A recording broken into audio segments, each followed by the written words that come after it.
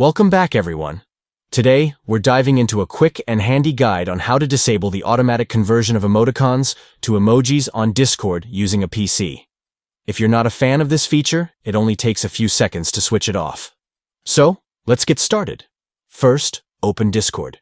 If you've got the desktop app running, great. If not, just find it in your applications and launch it. Once it's open, you'll see your server list on the left-hand side of the screen. Next, click on Any Chat. This can be a direct message, a group chat, or any server channel you're part of. Once you're in the chat view, you'll notice the chat input box where you can type your messages. Now, it's time to change the settings. Look for the cogwheel icon or user settings, typically located at the bottom left corner, just above your username. Click on that to access your settings menu.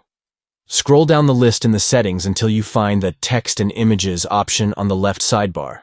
Click on it, and you'll see a couple of options related to text and pictures. Here's the crucial step. Find the option that says Automatically Convert Emoticons in My Messages to Emojis, and toggle it off.